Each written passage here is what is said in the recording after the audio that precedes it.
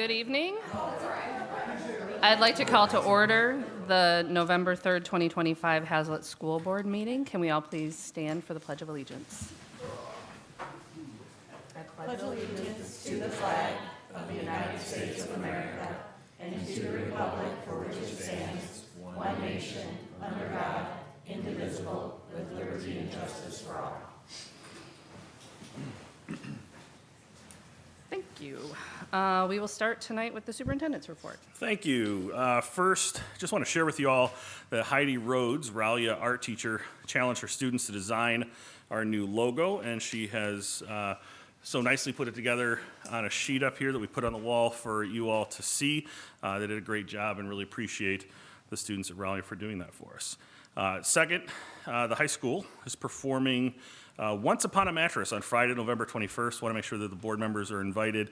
That'll be at 7:30 p.m. and then they're performing again on Saturday, November 22nd at 2 o'clock and again at 7:30. So it'll be a matinee show and an evening. Tickets are on sale on the Haslett website.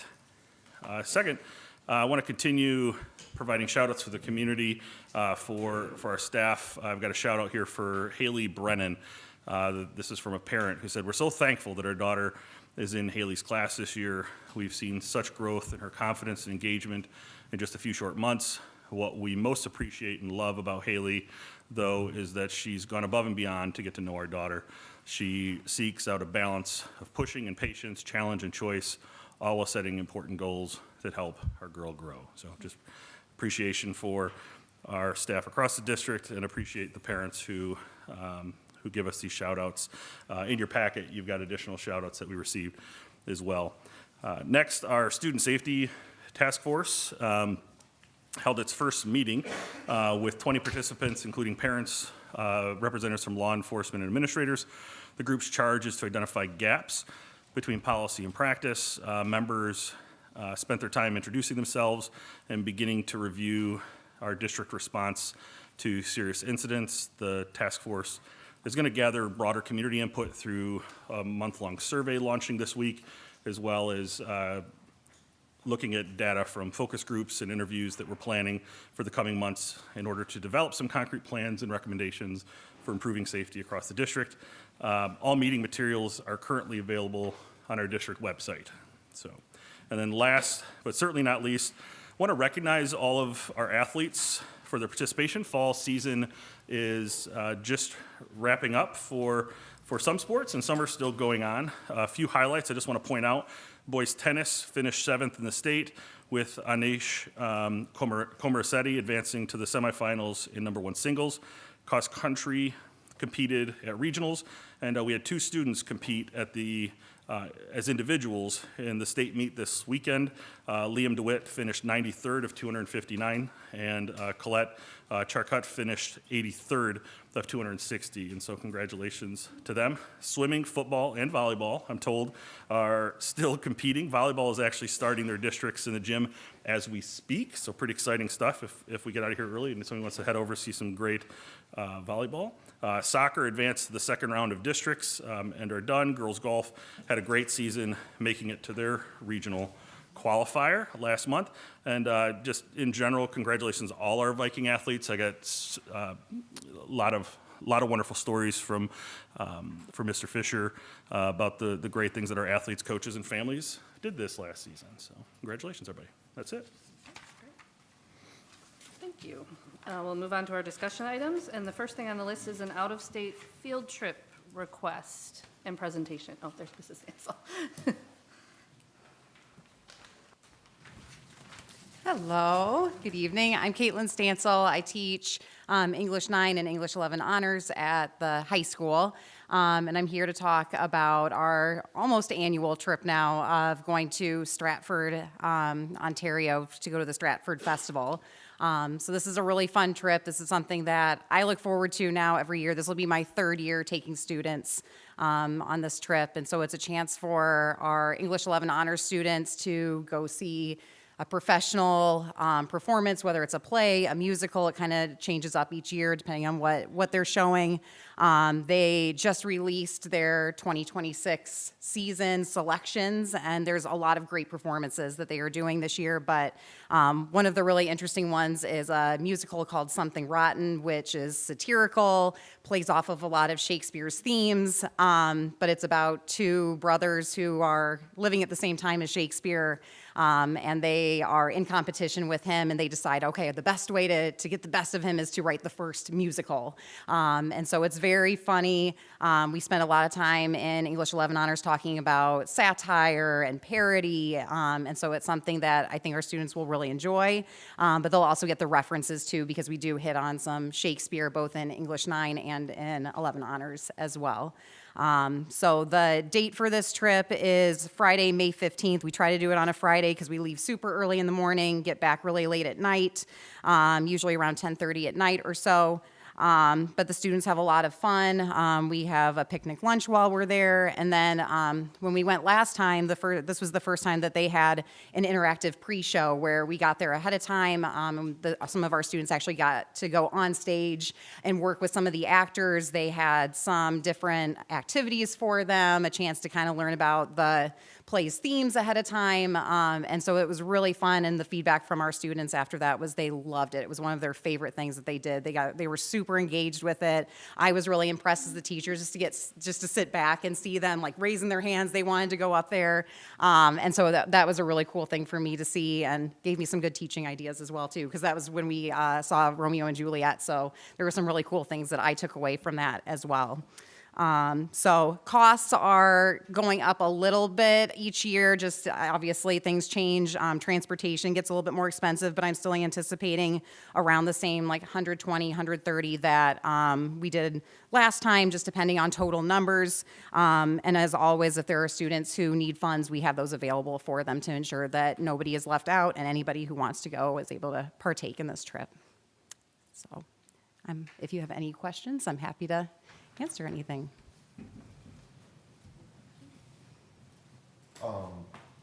Is this on? I do this every week or month. So that sounds really great. I love that kind of thing.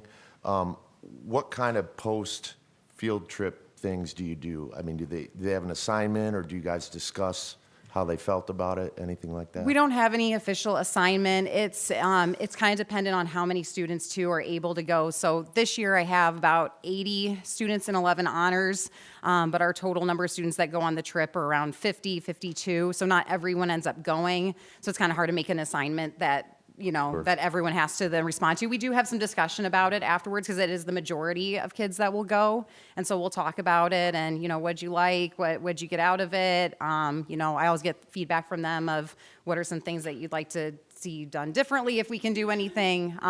So just to get that feedback from them as well. But yeah, there's no official assignment around it or anything. I think it sounds great. I take pictures. Yeah. Oh, yes.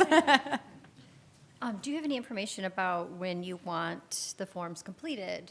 Or are you going to communicate that to the families? Yes, absolutely. So typically what I do is once we get into the swing of second semester is when I'll officially let students know about the trip. Usually I have them do like a $20 deposit kind of thing just to kind of hold their spot on the bus. And then once it looks like, okay, yes, we do in fact have the bus filled and I know official final costs and everything, then I let them know that in advance and give them time to be able to get those things in as well. So yeah, there's definitely a process of holding your spot and then having the rest of the money in by a certain date, and then also having their permission slip and having all the forms that they need, since it is a crossing the border and they need a little bit more official stuff to be able to do it too. Do you know, for the, you had mentioned that there is financial support for students who can afford the trip. How is that information conveyed? I mean, is it conveyed in a way that students can ask for it in a way that doesn't call them out? Absolutely. Yeah. Something I want to add to my actual permission slip this year is a option for parents who feel the need, if they want to kind of have a scholarship for another student, that they can. I tell the students verbally, if you are really interested and, but you're worried about this, about being able to afford it, please come talk with me, send me an email, do something so that way, we can have that discussion. I never want them to feel embarrassed by it, of course. And I have had students in the past who have reached out and have said, I really want to be able to go. And I've even had students who have been like, hey, I can, I think I can do half of it, but I can't do the other half. So, we find a way to make sure that they're able to, but I try to make it open in such a way that, they never feel embarrassed by it. Thank you, that's great. Yeah. You were talking about English 11 honors, but I know you've also talked about English 9. Is this only for English 11 honors, or do you open up spots for some of those ninth graders if there's space? So this is only 11 honors. Typically, if there are still spots available and it's been kind of open for, holding your spot, and we still are like, oh man, we have 10 spots left. A lot of times then I'll go to some of the seniors, maybe either in AP English or English 12, who maybe didn't have the opportunity last year, the previous year. Unfortunately, always falls that there's no way around it. Sports happen around that in the spring.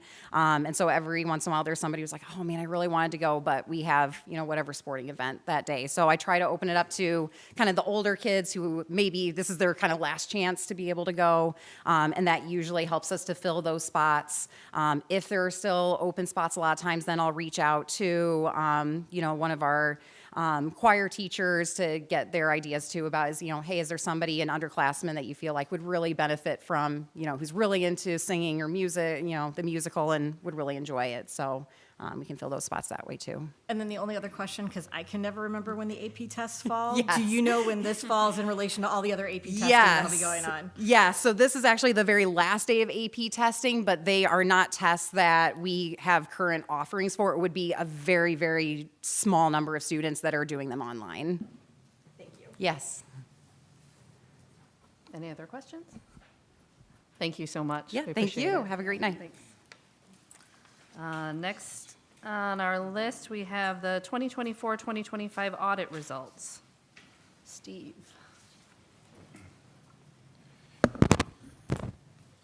Well, thanks for having me. Steve Piesco with Maynard Costerison again. Appreciate Scott and his team for all their help. The process went really smooth. We've been done for obviously several weeks. Actually went through it in pretty deep detail with the board a couple weeks ago. So obviously this will just be a high-level overview. Just a little bit about Maynard. We're in Lansing here. Audited over 128 school districts this year. So we go all over the state, active in all the statewide school district organizations as well. But high-level overview, audit results, so unmodified opinion, the best opinion the district can receive. Again, recall, there's 3 pages in the audit opinion. Those are the only 3 pages that are technically ours as auditors. We put our opinion on the district's financial statements. So happy to report it's a cleaner, unmodified opinion. A couple things in the management discussion and analysis, which is really the only 10 or 12 page kind of the Reader's Digest version of the rest of the report. But it gives you one section on factors bearing on the district's future here, where you actually look forward versus backwards. So most of the audit's looking backwards. This is looking into the 25-26 year. And it just discusses how you adopted your original budget at $392 increase per student or 10,000 foundation allowance and a 10 student increase, as well as obviously a lot of changes and significant changes in the categorical funds. And just keep in mind, obviously, most likely predominantly big portion of your revenues from the state aid. And as you go through this and we talk about original budget, obviously you didn't have one when you came up with this. So you used 10,000. I think it ended up at 10,050. So you were pretty close. But you'll see, just keep in mind when there's some pie charts, it's a significant portion. So from internal controls on financial statement reporting, no material weaknesses to report. There is one significant deficiency on the budget violation that we discussed with you. You're not allowed to spend even $1 over your budget. You had budgeted for a balanced budget and came in at about 184,000 higher than that. So that's a significant deficiency in financial reporting that we reported. You will have to respond to the state for your budget practices, but it's a 0.4% or variance of your total expenditure. So it's not like you're off dramatically. It's a tiny little bit, but even if it's $1, you'll just have to send a response and they'll say, okay, thanks. From the federal compliance audit, we haven't been able to issue this yet as the federal compliance supplement's not out yet, but we did audit the child nutrition cluster. Once that compliance supplement's out, we'll have 30 days to submit that. When it's all done and ready to go, we just are not allowed to, as the federal government hasn't released that information yet.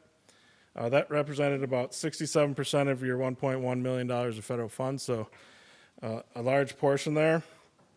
We also issued a letter to those charged in governance, which is the board. No issues identified, no significant matters. You did adopt a new GASB on 101 for compensated absences in the current year, and that the no unadjusted differences that we are opinion shopping. So cleanest letter you can get, basically standard issue to the board. On the government-wide statements, not to spend a ton of time here, but remember this is all your funds put together into one. We had your capital assets, long-term debt, unfunded pension, and other post-employment benefit liabilities here. Just wanted to point out one thing. Your total capital assets, net of depreciation, is just over $70 million. Your long-term debt related to that is just over $55 million. So you're paying down your debt much faster than your assets are depreciating, obviously, and that's a good thing. That's what we'd like to see. There was significant favorable increase in the pension and other post-employment benefits. So your overall net position increased just under $11 million this year. So that's continuing to go in the right direction. And obviously, the other post-employment benefit line is actually overfunded now, and the pension is on its way in that direction. From a fund level, your general fund in the first column here, you'll see your total revenues were just under 39 million, total expenditures just over 39 million, so excess of 287,000. You were able to transfer just over 95,000 from the food service fund for indirect costs, and then had a small asset sale. So you'll see your total decrease in fund balance of 184,000, as I mentioned, giving you ending fund balance of 2,428,000, or 6.19% of your current year expenditures. And that's down from 6.62% in the prior year.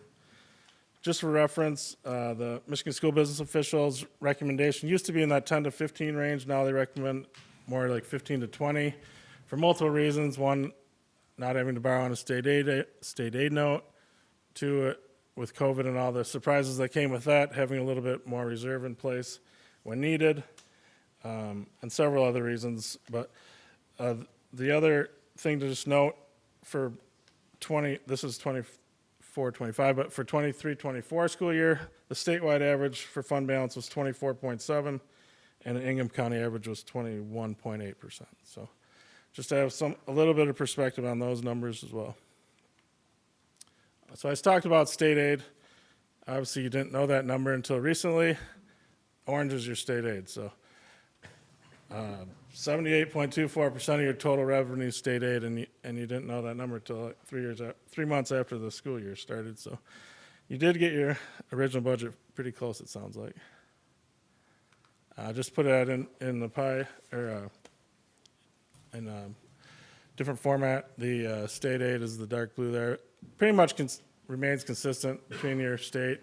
Your federal is your yellow, and then you'll see the increase in federal a couple years ago. That was mainly the ESSER funds that really bumped that up. On the expenditure side, again, see just under 54% of instruction and just about 43% in support services. And then again, same here, pretty consistent from year to year to year. On the footnote side, just highlighted a couple here, but you do have your sinking fund. You levy about 1.9 mils on that. We do audit those pretty extensively to make sure all your expenditures are aligned with the Section 1212 and the sinking fund requirements. No issues identified there. I mentioned capital assets of 70.9 million. You added just about 1.85 million in the current year and had 3.5 million of depreciation on those. Total long-term obligations of about 55.3 million, of which there's 5 bonds outstanding and that expire between 2026 and 2048. So I think one is 26 and one is 27, and then they gap out a little farther. And then we did implement GASB 101 for compensated absences. That did result in a prior period or a change in net position, beginning net position on that government-wide statement, which is all your funds together, of about 930,000. It really just lowered the bar of what the qualification or definition of a liability is on that from probable to more likely than not. So probable meant it was like 75% chance probably, and more likely than not means 51%. So the liability across the state went up, but it doesn't change how you fund it or any cash flow issues or general fund budget requirements. Probably, like I said, one of the most important statements. We talked about the budget already, but your general fund budget to actual, you'll see your original budget and your final budget were for balanced, and you came in slightly less than that at the 184,000. And then the last couple things, I'll bounce back here real quick, but there's 2 new GASBs again for the current year. The GASB 103 and GASB 104 really doesn't change anything from a board perspective per se. There's presentation issues in the audit report, so we take out 103. We do most of the things already. There's a laundry list of things that are required to be implemented under 103 to standardize stuff. Our firm already actually does like 95% of those. So there's one change that happens, and it's basically removing the budget variance if there's significant budget to actual variances out of the management discussion and analysis, and moving it to a footnote in the required supplementary information. And then the other thing it's going to require is on this schedule, there'll be original budget like there is now, final budget, variance from original to final, and then variance from final to actual. So there'll be one additional variance in there. And for schools, you think about it, originally you don't know your students or your state aid. To your final, you actually know your students and your state aid. So pretty standard comment most likely is going to be the fluctuation from beginning to final budget on the state aid line, because it's almost 80% of your revenue also. So that'll be one change, but really just presentation-wise on the financial statement. And 104 has to do with subscription-based IT arrangements and leases that we've adopted over the last couple of years. And when you put them in your capital asset footnote, some people have put them in with like equipment or software, like buried them in other lines. We've already always broken them out as their own lines, and this is just requiring you to break them out now. So there'll be no change for that as well. So with that, appreciate everything. Thanks for having us, and there's no questions. Appreciate Scott and all your team as well. Any questions? I know you've already had this presentation, so. But thank you for sharing it with the public as well, so thank you. Absolutely, no problem. The third thing on our discussion item is the review of the Children's Internet Protection Act guidelines, and that's policy 3116 that we adopted August 1st, so we'll get a little more in depth with that. Hi, everybody. I'm Jamie DeWitt, Director of Technology and Innovation. Kobe Bogart, Technology Supervisor. Okay, we won't take up too much of your time. We mostly want to go over the requirement. You've already approved this policy. You approve it every year. But our folks who help us with our E-rate really wanted us to have an open forum for you guys to discuss all the things that we do to keep kids safe online when they're here at school, and especially with their accounts here at school. And so one of the very minimal things we do is filter the internet. So that's a requirement. But Kobe's going to talk to us a little bit about that. Yep, we, I'll put the batteries back in. we filter everything that's required, and some of those top categories are like adult content, drugs, gambling. We also block social media, social networking, network misuse. So where there's like tools for hacking and stuff like that, we try to block those sites as well. Securely does all these categories like that. We are able to block URLs on top of that, or unblock things that might have got miscategorized. So teachers let us know, and then we can vet the site, then put an unblock for them. It also does keyword scanning, so when students are searching or going to sites, it'll scan and put that in the database if it's safe or not, and then it might add it to a block list later on. It also ties into other products that Securely has that Jamie's gonna talk about for that keyword scanning, but. Yeah, so the internet filtering piece is just one piece of the puzzle. Then we also have just the world of classroom management has gotten more difficult now that all the kids are looking at devices on the other end. And so that responsibility for our teachers has just gotten heavier. And so one of those pieces is Securely Classroom. Securely Classroom is where our teachers, and I put a screenshot there, have the ability to view all student Chromebook screens at all points in time. Now, basically, we don't want teachers behind a desk just staring at a computer screen and launching stuff. So it does put guardrails on those internet access items in school. So a teacher has the ability to essentially say, I want them to only view a Google Doc and this specific YouTube video, but that's it. And they can walk away from their computer and do their job, but they have the ability to control that environment. Our kids sometimes are smarter than that, and they have tricky ways of getting around it, but it gives our teachers tools so they can focus on teaching and try to help the kids in the classroom stay focused on the task. There's things behind here, like a teacher can launch a link and let all the kids see it all at the same time. There's nothing more frustrating than getting a group of people to type in the same URL, like //, no, the other /, right? You needed an S. So no matter what it is, like this product can serve as a tool for our teachers to help manage that. It's still a help. Devices have made it both like easier for our kids to access the world and harder for our teachers to make sure that they stay focused in the classroom all at the same time. So we're trying to do our best to help with that environment within school. In addition to that, Kobe mentioned this scanning. It's called Securely Aware. There's a piece of internet safety that goes beyond the computer, and it goes to humans. And so when our kids search for something, they see something online, there's an alert that's generated, and our humans have to go investigate that because we need to make sure that they're safe. This is like a screenshot of the dashboard that we see. The other end is these alert emails that get sent to our principals, our associate principals, our guidance counselors, and the people that help support our kids the most. And so that if something happens, right away they get an alert and they can go pull the kid from class. Anything from, I mean, I've had it where the kids building a diagram on Canva, which is like this digital like graphic design software, and they put a kitchen knife in there. So if they search for kitchen knife, we're gonna get an alert. So to go check out what happened and see what goes on, to maybe even some grief and depression that pops up. Go check on the kids, see what's going on, call home, make sure they understand what's going on to keep that communication running between school and home. Yeah. And so it helps us do that, but does put an extra lift on the administrators and the support staff in the schools, but that's what we want to do to make sure that that human element's helping our kids stay safe. And so this is part of our Securely package as well. In addition, if parents don't have access to Securely Home,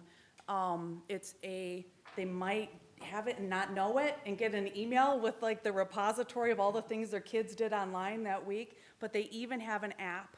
And so this is a screenshot of the app. And so our kids don't take their school Chromebooks home, but if they're logging in with their school email at home, parents can set allow time limits, they can block things of their own, they have complete power to do the things under their roof. It's possible. And we do have some parents that contact me and say, hey, my kid's doing something at school I know they shouldn't. Can you go check on that for me?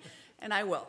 And so it does give our parents the power to at least see what the kids are doing online under their school account as much as possible. I developed a sheet for the administrators if that stuff ever comes up. I'm working on a website page under the technology department that this is housed there, and hopefully linking some resources through Common Sense Media, which stretches out into how can our parents help keep their kids safe in a digital world, social media, beyond their school accounts too. So super brief overview. There's a lot of other elements of security as far as like the digital world is concerned, but this is just that specific piece of how our internet is filtered through the technology and through the humans. They all, no. Yeah. I don't have a question, no. Go Beats.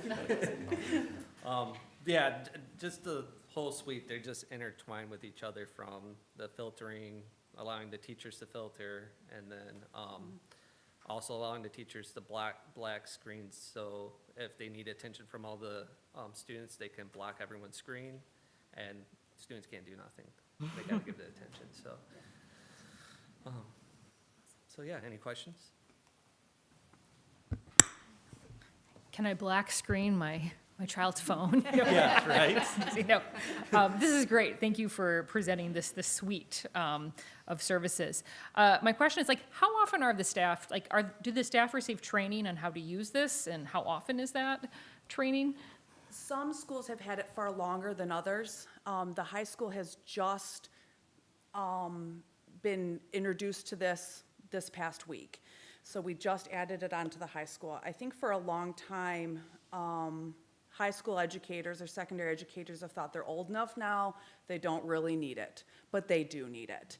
And so the teachers it's just a tool in their back pocket, and so they can choose to deploy it or not deploy it dependent on their students. Like, I don't mean to call out poor freshmen, but sometimes those 9th grade teachers are the ones like, please me, please. And maybe by the time they're seniors, they don't need it. Or some teachers will use it for testing environment days more than others, so it just depends. So yes, there's different levels of training, and a lot of times the best training happens one-on-one, where they'll put in a tech ticket, or they will like request specific help to come in and help them with their classroom and how we can do that.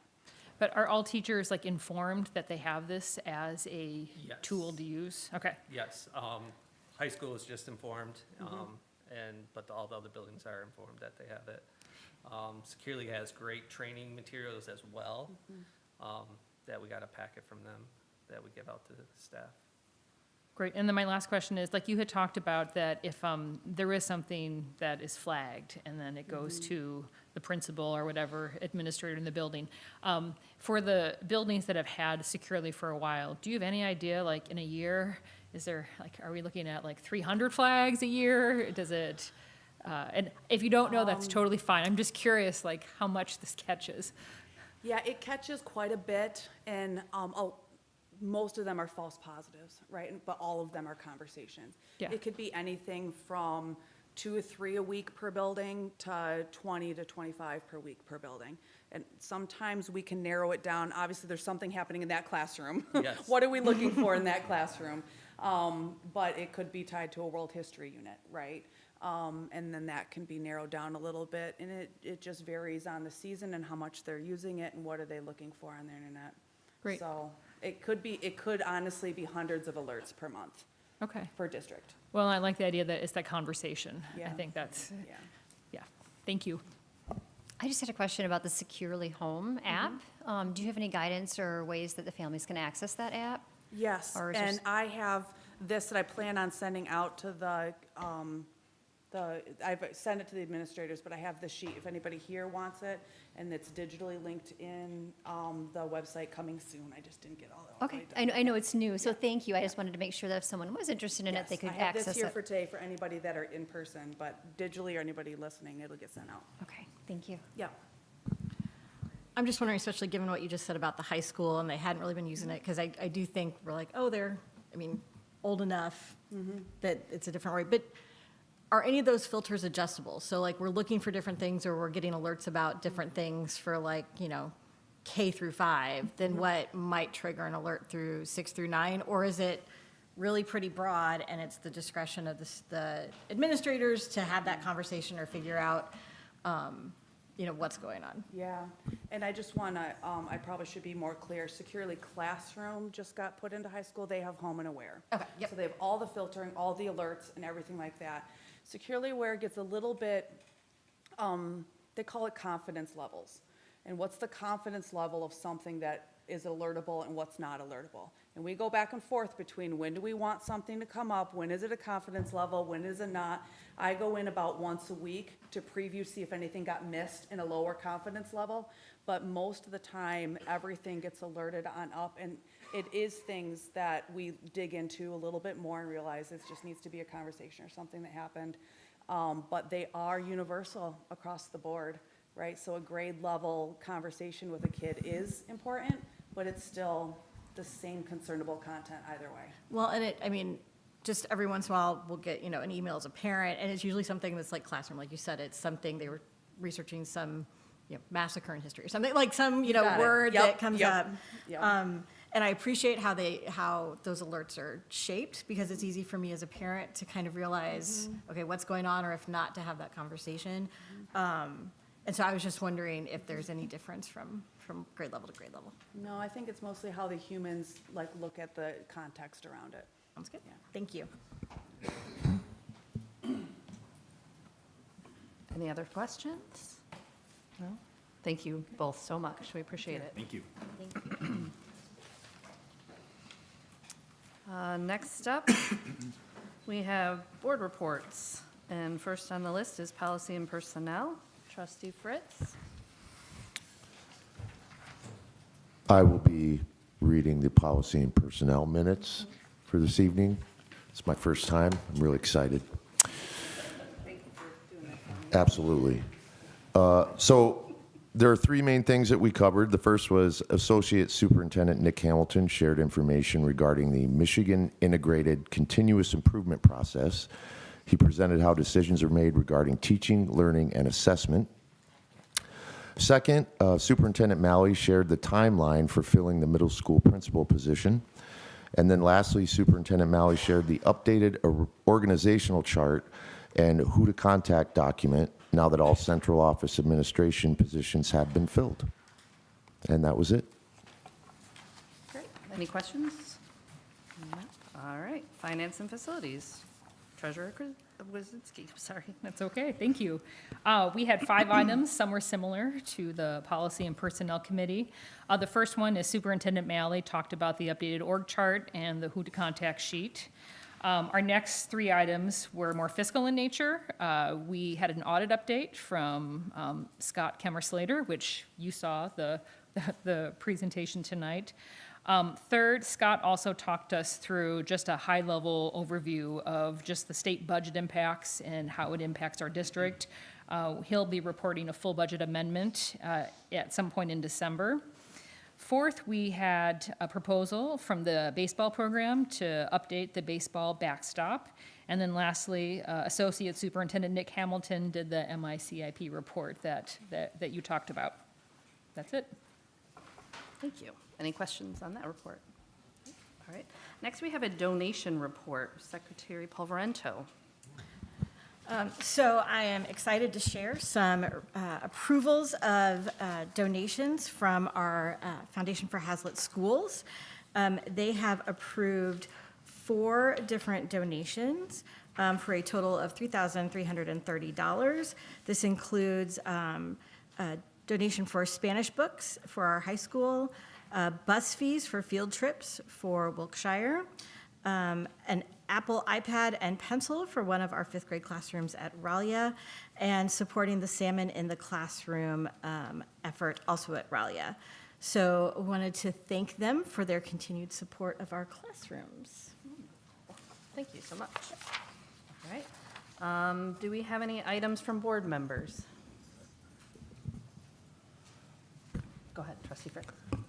Maybe you mentioned it, but the football team won in dramatic fashion. And my hope is that we max out participation as fans for this Friday when we go to Williamston and destroy them. I am up for painting myself, but I won't do it alone. So let me know. If we do Haslett, I want to be the H.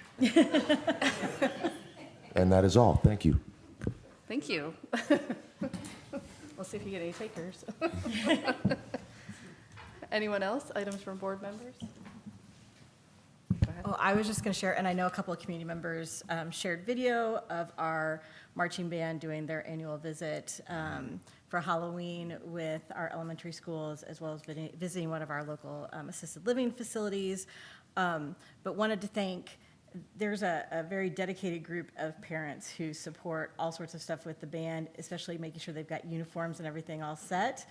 And they don't always get the kudos that they deserve. So thank you. Marching band season is over, and I just wanted to thank all those parents for all the work they've put in, starting in July to get everything ready for band camp and through these performances. Wonderful, thank you. Next up, we have correspondence, and it's back to you, I know, it's Secretary gonna be me. Palvaranto. Okay, Do you have so any correspondence? since our last meeting was not televised, I'm going to report on correspondence that has happened since our October 6th meeting. Trying to do them in order. I think I wrote them down the correct way. We had an email with corrected materials from one of our speakers at the October 6th meeting. We had an email requesting a meeting around elementary school safety documentation. We had a couple of emails from parents about the school safety task force.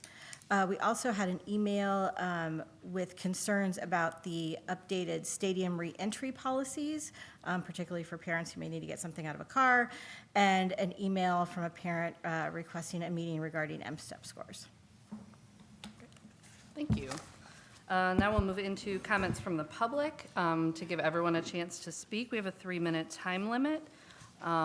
If there is anyone who would like to speak, please say your name. And you have a 3-minute time limit, and this is not a back and forth conversation, but we're happy to hear from you. Hello. Dear Superintendent Malley and the Haslett Board of Education, we would like to extend our heartfelt gratitude to all of you and to former Assistant Superintendent Diane Lindbert for approving funds to bring in expert retired educators to support our classrooms at the beginning of the school year. This thoughtful investment has made a remarkable difference in our daily work and the lives of our youngest learners. With the additional support, we have been able to provide more individualized instruction and attention, allowing us to better meet the wide range of needs among our students, additional time for creative learning experiences, enriching students' days, and fostering their love of school. A smoother start to each day, with extra hands to ease students' fears and help with routines, backpacks, lunchboxes, daily folders, name tags, and morning meeting circle time, just to name a few.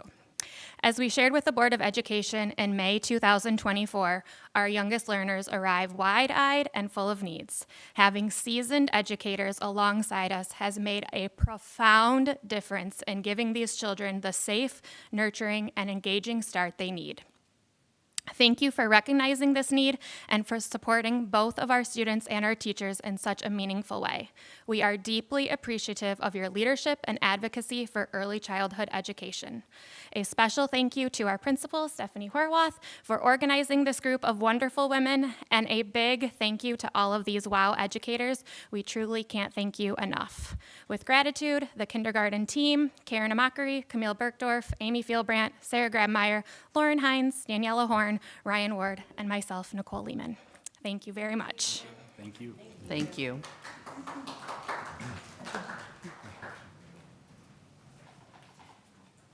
Is there anyone else who would like to speak tonight?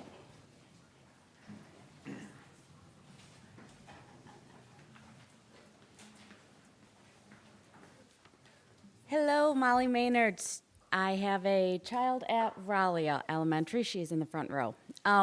Wasn't planning to speak tonight, but Jamie mentioned something about the tech safety and how it adds an extra lift to the building administrators. And it got me thinking to remind everyone that elementary doesn't have those additional administrative roles. So that's all going to fall on mainly one person in each of those buildings. So as we project with that whopping fund balance, I understand it's not that large, but I'd like us to consider administrative roles at the elementary school level as we continue to take on these additional burdens that we may not have asked for, but they are there instead. Thank you. Thank you. Anyone else like to speak?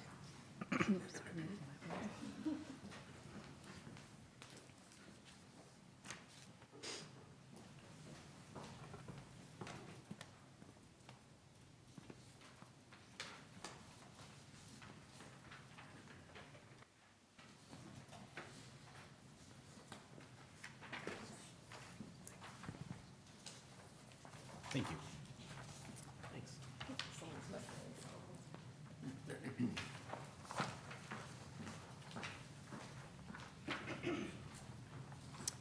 Hello, my name is Tori Santucci, and I am the parent that emailed the board asking to meet about the M-STEP data.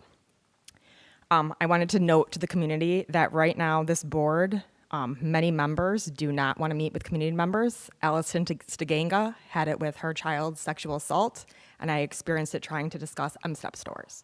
So I would just like the community to be aware of that. I'm here tonight because the community deserves transparency about our district's academic performance. The M-STEP data for 2024-2025 has been available to the district since at least July. Last year, this data was presented publicly in September. It's now November, and because no report has been shared, I, as a parent and community member, am sharing it myself. I have much more data to share that I'm going to be able to present today, much more detailed, and I will present that at a future meeting. What I have distributed to the board members that has some highlighting is the exact same report that Diane Limberts shared last year. This is with the 2024-2025 data. You will note that last year we were really championing how well Haslett was doing within the county. And this year you'll see we are not highlighted as first or second districts in our M-STEP scores as much as we were last year, because we have actually gone down. The reason last year, kind of for the recovery that we were given, was COVID. If you flip over your packets, you will see I put together where Haslett was in 2019, in ELA, 69.9%, and 2024-2025, 52.7%, a 17.2% decline. Now, where does that stand in relation to the rest of our ISD? Well, our ISD received a fall of 7.1%, much less than our 17.2%. In the state, only a 3.6% decrease. So the state has mostly rebounded from the 2019 levels, where Haslett is very far behind. In math, we see a similar pattern, maybe not as dramatic. Haslett in 2019, 69.1%, and 2025, 55.8%, a 13.3% change. In the ISD, they saw a decrease of 6.3% change, less than half of ours, and the state of Michigan has almost fully rebounded with a negative 2.7% decrease. So I don't really think we can blame COVID. I don't really think we can blame one cohort. This is a system-wide situation. So our position in just 1 year has fallen very sharply. What's most concerning is what's happening next. Instead of responding to these results by strengthening our instructional approach, the district has chosen to eliminate proven strategies that have long supported student learning, including TAG, which are best fit reading groups, spelling assessments, and NWEA testing at the elementary school level. Do you guys want to hear, or you're done? We have a 3-minute time limit. We Yep, but appreciate you your can comments. extend. You can always submit it in writing, too. I think the public should hear it, but I will Thank you. continue every board meeting until they hear it. Thank you. Do we have any other public comments tonight?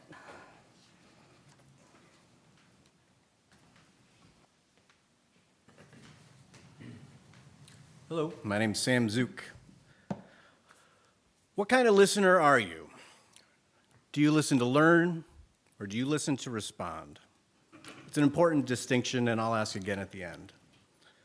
Last week at the library town hall, Haslett folks talked about student safety, lower standardized test scores, both concerns that are valid and we all share.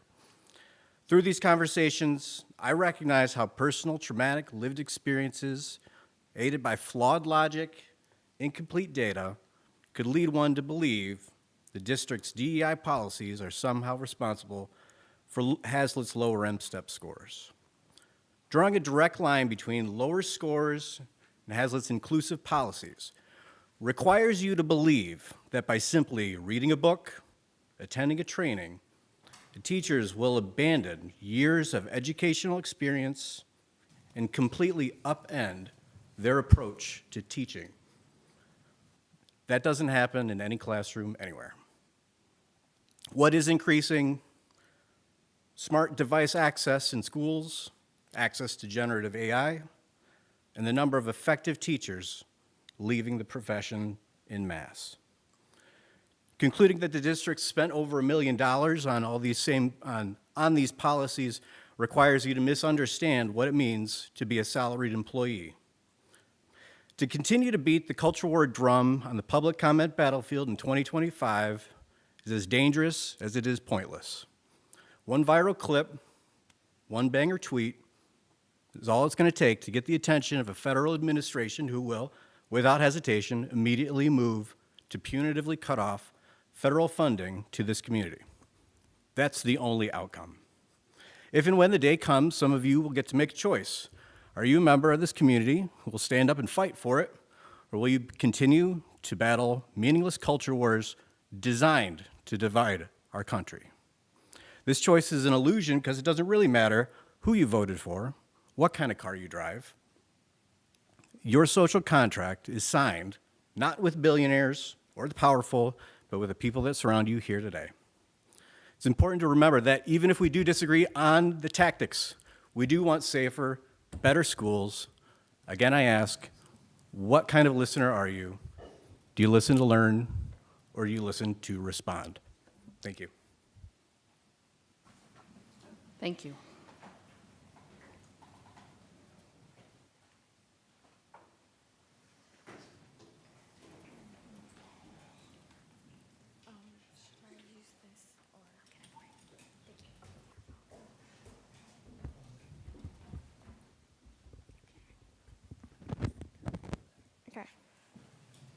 Hi, my name is Jillian Maynard, and I am a student at Raleigh Elementary. Now, I know this might be a little bit irrelevant now, but I would like to publicly thank our previous superintendent, Mr. Cook, for driving our bus to Creamfield Village. Despite our utter disregard for peace and quiet, he seemed to enjoy his time with us, and we sure enjoyed our time with him. Also, next week we celebrate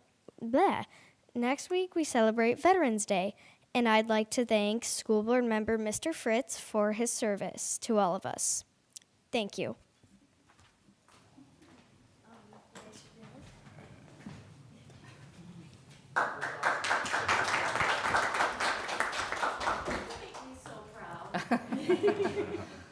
Thank you so much. Do we have any other comments tonight?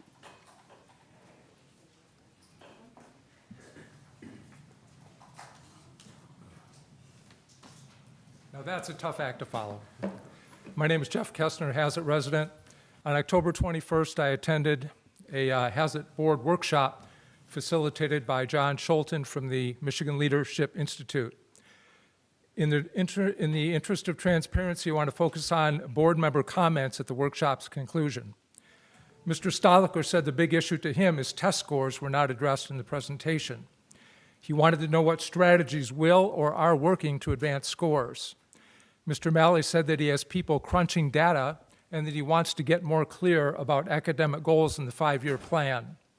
To which Ms. Clark responds, how much longer do students have to suffer while we wait for the data?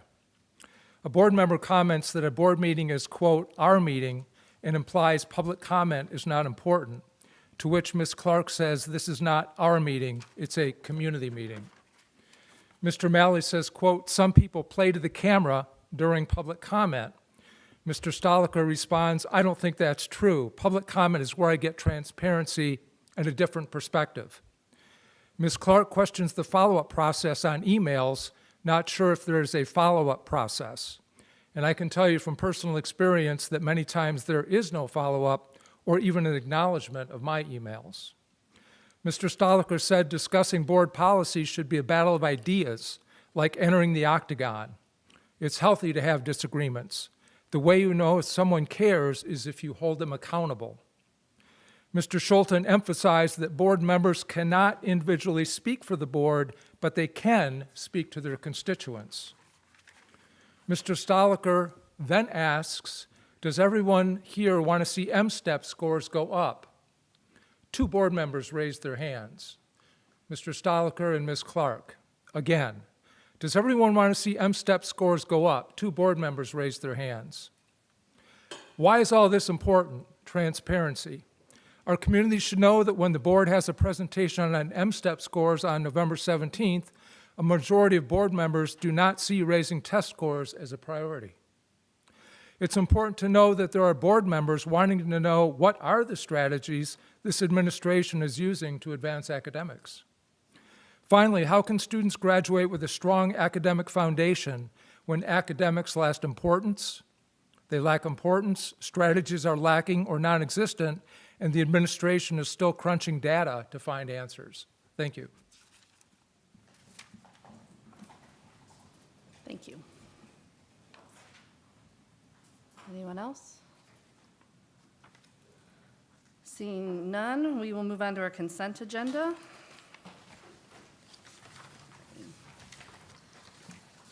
We have the approval of the minutes from the October 21st, 2025 regular board meeting and workshop. We have the approval of minutes from the October 7th, 2025 Policy Personnel Committee meeting, and the approval of minutes for the October 9th Finance and Facilities Committee meeting. Do we have a motion for the consent agenda? I move we approve the consent agenda. I second. All those in favor? Aye. Aye. Okay, and next we have an announcement. A regularly scheduled Board of Education meeting will be held on November 17th, 2025 at 7 p.m. in the Haslett Administration Building. And now, are we doing, we're doing this.